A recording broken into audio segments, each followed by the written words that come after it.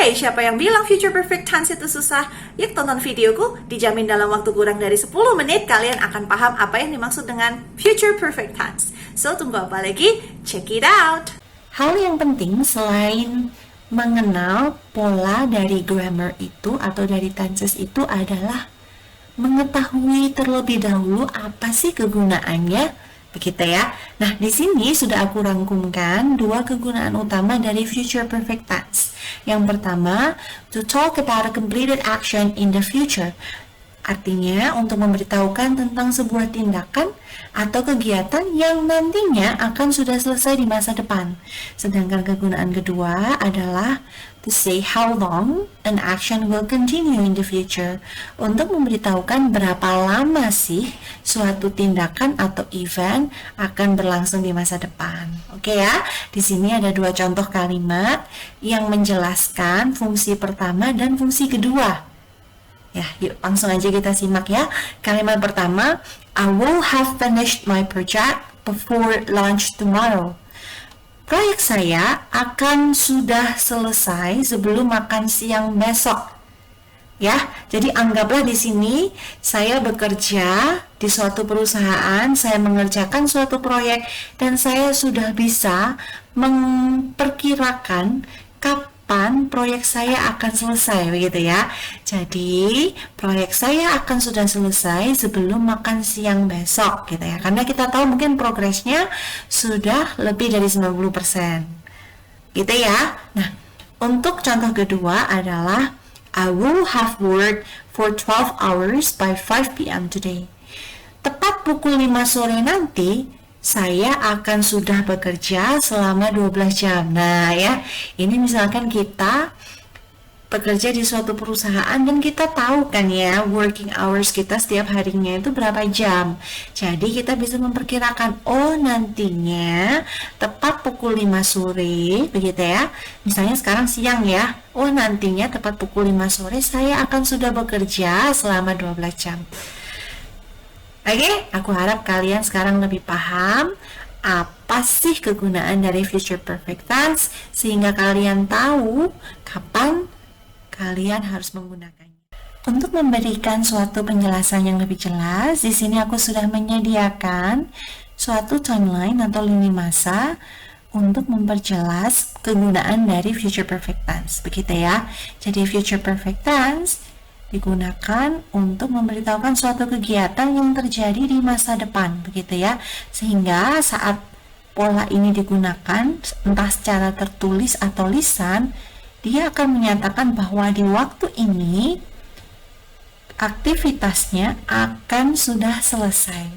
Karena dia sudah bisa, atau si speaker sudah bisa mengestimasi waktu selesainya suatu aktivitas atau kejadian. Nah, ini dia ya bagian yang kita tunggu-tunggu, yaitu bagian dimana kita bisa mempelajari pola kalimat dalam future perfect tense. Seperti di video-videoku sebelumnya, untuk perfect tenses kita selalu menggunakan verb 3, begitu ya, entah itu present perfect, past perfect, atau future perfect. Oke, tapi sebelum itu aku perlu remind kalian bahwa ada 3 komponen utama dalam sebuah kalimat, yaitu ada subject or the doer of the actions, pelaku sebuah tindakan. Sedangkan object adalah the action receiver, pihak yang menerima tindakan, dan verb adalah kata kerja atau action word. Sehingga apabila ada satu kalimat sederhana yang berbunyi Budi makan nasi, maka Budi adalah the doer of the action atau pelaku sebuah tindakan. Sedangkan kata makan kita golongkan sebagai verb atau action word. Dan nasi adalah pihak yang menerima tindakan atau the action receiver. Untuk bagian pertama dari pola kalimat affirmative dan negative, kita selalu meletakkan subject di depan sebagai fokus dari pesan yang ingin kita sampaikan. Kemudian kita menaruh will have dan verb 3 plus object. Sedangkan untuk kalimat negative, kita menyisipkan kata not di tengah will dan have, di antara will dan have, sebagai bentuk afirmasi bahwa ini memang kalimat yang negatif. Nah, kalau kalian lihat videoku sebelumnya, begitu ya, untuk tenses dengan tema perfect tenses, begitu ya, kita selalu menggunakan verb 3.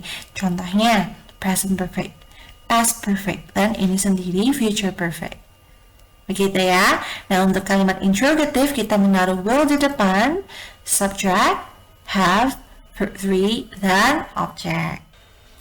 Alright guys, jadi kalau kita bicara tentang verbs atau kata kerja, ada dua macam tipe kata kerja. Begitu. Yang pertama, we have regular verbs atau kata kerja bentuk tetap yang tinggal kita tambahkan ed, imbuhan ed di belakang, seperti work menjadi worked, walk menjadi walked, talk menjadi talked.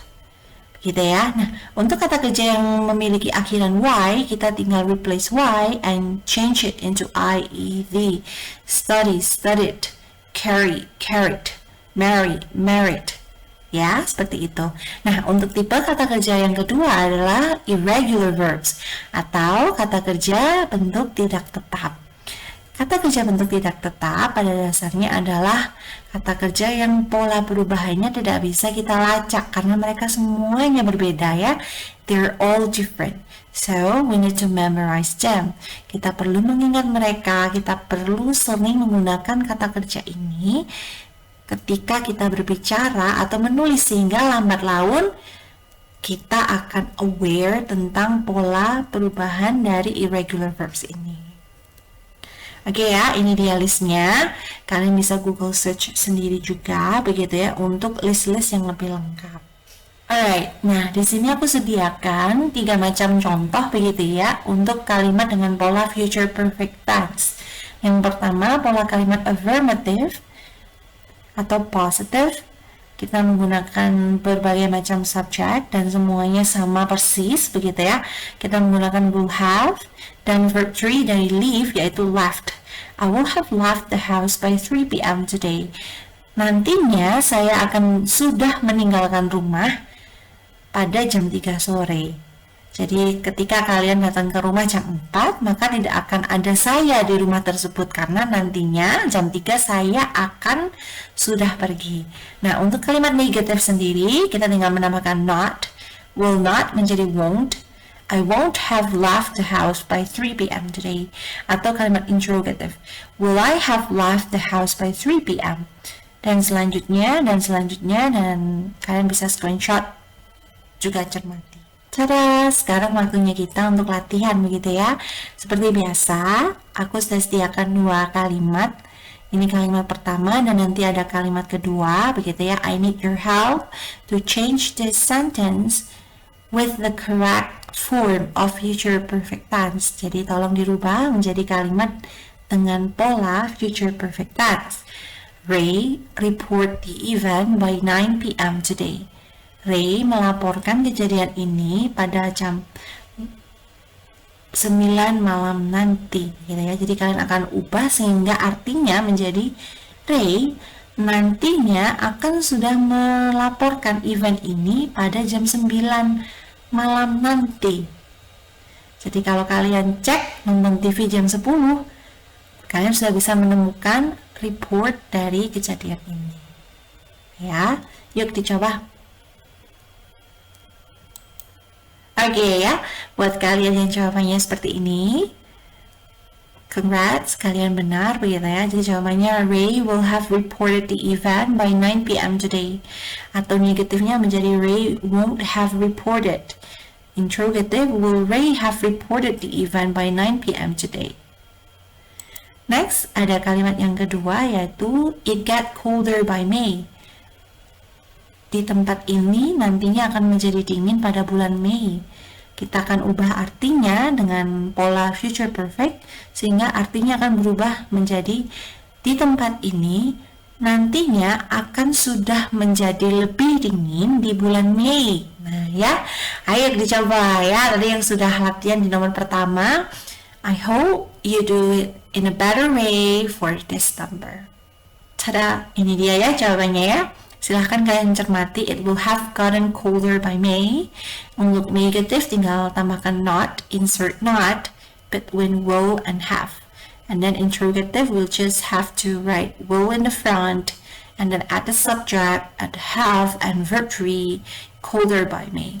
Will it have gotten colder by May? Oke guys, jadi itu tadi semua hal yang bisa aku sharingkan lewat videoku kali ini. Next, kalian mau request topik apa nih? Jangan sungkan ya, tulis di kolom komen.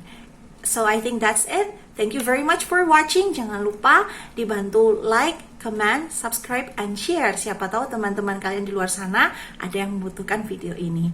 Oke, again I wanna say thank you very much. Bye-bye.